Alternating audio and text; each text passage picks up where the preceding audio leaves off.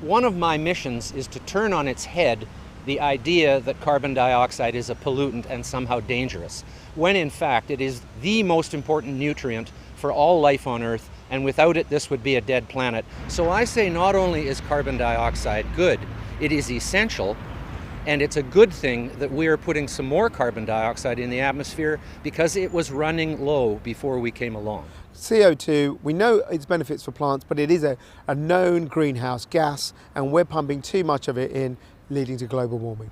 Well, actually, it may be a known greenhouse gas, but it's not known how strong it is in terms of changing the Earth's temperature.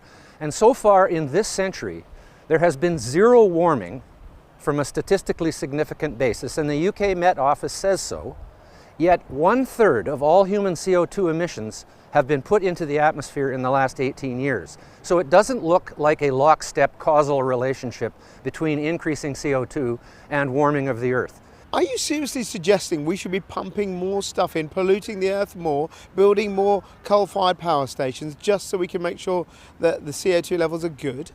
No, I'm not, because we're putting plenty of CO2 into the atmosphere. We don't need to do it this quickly, but if we bring it up to a higher level than it is today, we will get immediately an increase in the growth of crops and trees, which is not a bad thing.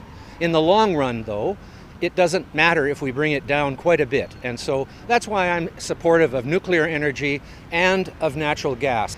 This tendency to go in the rich countries to wind and solar is a giant waste of money. Those wind farms will rust in place, and there is no fun to decommission them when they either wear out or we decide how ridiculous it is to spend so much money for so little electricity that isn't even reliable. What are you saying about energy policy now to the ideas of decarbonisation to cut? Is everyone wrong? Yes, they're wrong if they are actually basing their energy policy on decarbonization. They're not wrong to base their energy policy on cost effectiveness, on pollution control, which is why moving from coal to gas makes sense if you have it. But India has coal, and India has 300 million people with no electricity. What do we expect them to do?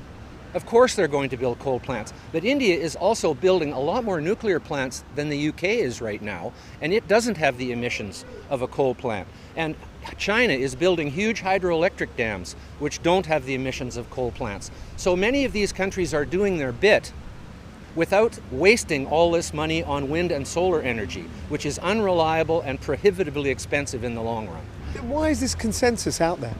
Look, if we had definitive proof that CO2 was causing serious problems and we could prove it, don't you think they would write that down on a piece of paper somewhere so people could read it? They don't have definitive proof, period, in science. I'm a student of the philosophy and history of science, and I know that the scientific method has not been applied in such a way as to prove that carbon dioxide is causing the Earth to warm. Do you think in a few years, say 50 years from now, people go, that was a really stupid period in our history when we tried to change all our energy policies to cut this gas? I am firmly of the belief that the future will show that this whole hysteria over climate change was a complete fabrication.